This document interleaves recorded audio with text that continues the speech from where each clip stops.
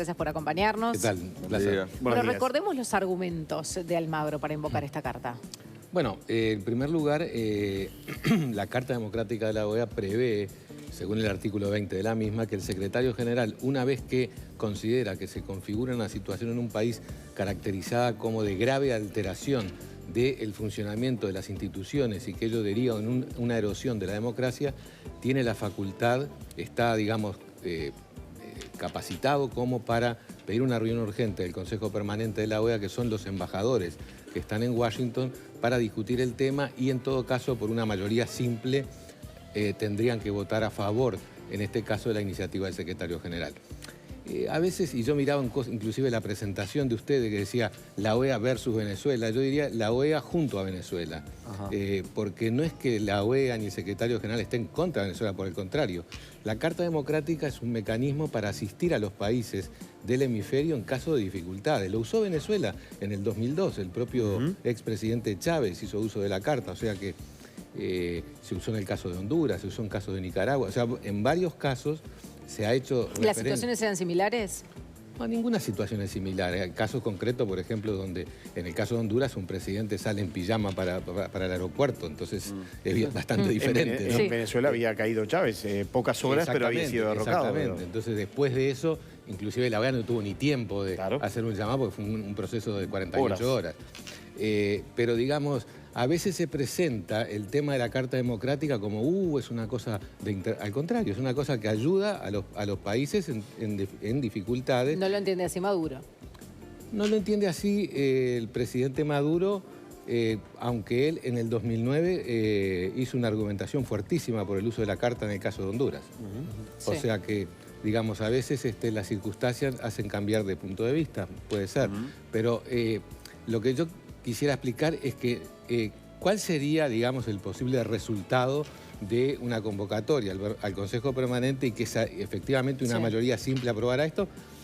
Sería una resolución que, digamos, diría que en Venezuela existe una gravedad en la situación institucional y que hay que buscar una salida conciliadora, una misión. El secretario Almagro propone una misión conjunta OEA-UNASUR para el diálogo. Sería la primera parte. Hay mucha gente que especula y dice, no, pero se va a suspender de la OEA a Venezuela. No, esto sería un capítulo muy posterior en caso de que todas las tratativas fallen. Lo importante también es que cuando se empezó a hablar de la Carta Democrática, empezaron milagrosamente las negociaciones, el diálogo. Antes nadie había dicho nada. Hablando de diálogo, Almagro ha dicho en entrevistas que todo diálogo pasa por hablar sobre un posible referendo revocatorio. Es decir, si vamos a dialogar, decía, sería vano hablar de cualquier cosa, pues sería todo vacío si no hablamos de una solución específica contemplada en el orden institucional venezolano. ¿Les ha sorprendido que Malcorra, la canciller argentina, haya dicho las soluciones tienen que venir desde dentro de Venezuela, no desde fuera? Una referencia clara o elíptica hacia la OEA. Cuando Macri, antes de asumir en un debate, dijo: en diciembre nosotros vamos a pedir que se active la cláusula democrática sobre Venezuela porque lo que está haciendo Maduro, bla, bla, bla, bla. Hay un cambio enorme. Coincide además con que Malcorra ahora es candidata a la Secretaría General de la ONU. ¿Hay alguna interpretación en ese sentido? Bueno, digo, hay interpretaciones de prensa que son conocidas acerca de que la canciller, digamos, producto de su voluntad de ser secretaria general de la OEA, necesita obviamente el apoyo del bloque latinoamericano y por lo tanto del bloque de los países del ALBA. ¿Ustedes se vieron sorprendidos? Digamos, nosotros vimos un proceso, es decir, porque hubo digamos, el llamado a un diálogo, lo cual nos parece bien, pero era un diálogo sin unas características muy concretas. Inclusive hubo una reunión hace una semana aproximadamente en la OEA, convocada por el presidente del Consejo Permanente, que es el embajador de Argentina, que sacó una declaración, que es una declaración de buena voluntad, de diálogo, etcétera, pero sin una correspondiente acción concreta. Que la reunión en la que no se dejó hablar al jefe de gabinete de Almagro, efectivamente. Exactamente. Y que refleja, digamos, la intencionalidad de un poco de ver, digamos, si hay alguna posibilidad de diálogo, aunque justamente por eso Almagro dice, bueno, el diálogo tiene que tener por lo menos dos características. Una, que tenga que ver con el referendo revocatorio, que significa devolverle al pueblo la capacidad de decidir. ¿Qué mejor en situaciones donde hay un bloqueo institucional? No olvidemos que en el caso de Venezuela hay una situación entre el Poder Judicial, Poder Legislativo y Poder Ejecutivo que produce un sistema sin resultados. O sea, es como si acá el Poder Legislativo propone 40 leyes, las aprueba y en todo momento el Poder Ejecutivo las bloquea, o el Poder Judicial dice que son inconstitucionales, y es un Poder Judicial cuya mayoría pertenece al partido de gobierno y fueron nombrados poco antes de que la Asamblea Nacional Venezolana entrara en vigencia. Sergio, Almagro decide posicionarse muy firme en este tema, incluso algunos le han cuestionado o que se la agarra solo con Venezuela o que se lo ha tomado personal. Aquí en Uruguay, algunos de sus compañeros, porque él en los últimos días en entrevistas reivindicó que pertenece al MPP, que a él nadie le ha dicho que haya sido expulsado ni nada parecido, que se reunirá cuando llegue, pero le cuestionan la forma elegida, el camino, incluso Mujica, para llevar adelante esas iniciativas con respecto a Venezuela. ¿Él cómo se lo toma personalmente estas críticas?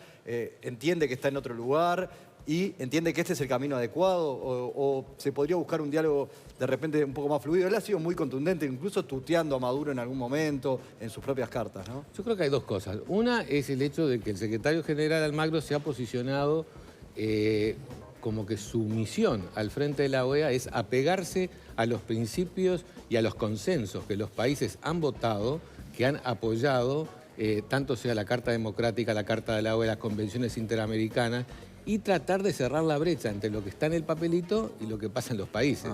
Entonces, ha sido una voz fuerte en defensa de la democracia, de los derechos humanos, independientemente del gobierno que se trate, porque, digamos, habló de las tachas en Perú, habló de la situación en la República Dominicana, en el conflicto con Haití, habló de la situación de Venezuela, habló de situaciones en Estados Unidos. Sí, tocó los temas más complicados. O sea, acá lo que pasa es que algunos lo ven, o el propio Maduro lo posiciona como un enemigo, claramente, ¿no? Eso puede ser estrategia de Maduro, pero en otros lugares, aquí en Uruguay, algunos lo ven como hoy un enemigo Pero, digamos, o sea, la calificación y los agravios son el resultado de la debilidad. O sea, alguien que tiene fortaleza en sus ideas no tiene necesidad de agraviar. El régimen venezolano ha calificado de traidores a los legisladores que fueron a hablar con el secretario Almagro y les va a iniciar juicio por traición porque han actuado al margen del Estado venezolano. Ustedes recordarán que en la época de las dictaduras en el Cono Sur, a todos los que hacían gestiones internacionales también se les declaraba traidores. ¿Y entonces se puede dialogar con un gobierno así? Las posibilidades de diálogo son el resultado también de la presión. O sea, en efecto, digamos... Así salió acá de la dictadura. O sea, yo creo en la salida de diálogo, porque en definitiva nadie quiere que exista una situación de violencia y derramamiento de sangre en el caso de Venezuela, por el contrario. Pero hay que buscar las condiciones, y dos condiciones básicas son la liberación de los presos políticos, que sería una señal muy importante para favorecer el diálogo, y que se le devuelva al pueblo la posibilidad de decidir. Bien. Sergio Jelinek, muchísimas gracias por acompañarnos esta mañana. Gracias a ti, muchas gracias. Muy amable. Vamos a ver cómo está el tiempo hasta ahora.